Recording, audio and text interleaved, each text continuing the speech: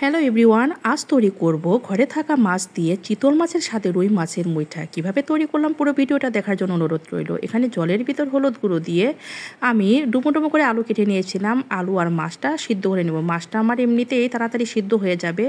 মাছটা সিদ্ধ হয়ে গেলে আমি তুলে নেব আগে, তারপর আলুটা সিদ্ধ হলে পরে তুলে নেব।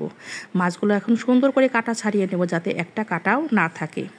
তারপর আলু সিদ্ধটা মাছের সাথে ভালো করে ম্যাশ করে নেব আমি হাত দিয়ে। তারপর পরিমাণ মতো লবণ, হলুদের গুঁড়ো, রসুন বাটা, আদা বাটা, পেঁয়াজ বাটা, ধনে গুঁড়ো ও মরিচের গুঁড়ো দিয়ে ভালো করে আমি এই সিদ্ধটা মাখিয়ে নেব। মাখানো হয়ে গেলে এটাকে একটু আঠালো করার জন্য আমি এখানে 1 চামচের মতো বেসন অ্যাড করেছি। দিয়ে বেসনটা দিলে মাখানোটা এঁটে যাবে। আমি সুন্দর করে হাতে মুইঠার মতো বানিয়ে নেব।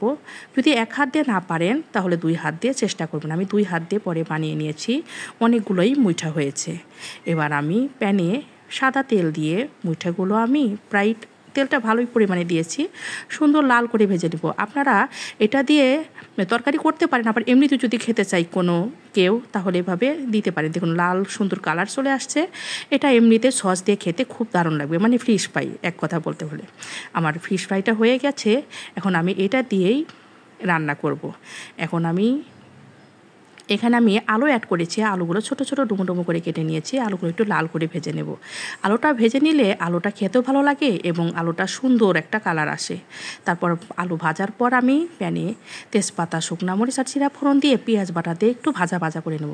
আমার পেঁয়াজটা ভাজা ভাজা হলে আদা বাটা, রসুন বাটা পরিমাণ মতো দিয়ে দেবো, হলুদের গুঁড়ো, তারপর মরিচের গুঁড়ো দিব একটু ভালো পরিমাণে, একটু ঝাল ঝাল করে ধনে গুঁড়ো দিয়ে অল্প একটু জল দিয়ে মশলাটা কষিয়ে নেব। আর আপনারা তো সচরাচর জানেন মশলাটা কষানো হলেই আমি এখানে ভাজা আলুগুলো অ্যাড করে দিয়ে ভালো করে ভেজে ভেজে নিয়েছি। আমার কষানোটা হয়ে গেছে। এখন পরিমাণ মতো তরকারির জন্য ঝোল দেব। যেহেতু মুইঠা এখানে গ্রেভিটা একটু ঘন ঘন টাইপের হবে, আমার তরকারিটা ফুটে আসলে মানে বেশ ভালো পরিমাণে ফুটে আসলে আমি মুইঠাগুলো দিয়ে আর একটু সময় নিয়ে রান্না করব।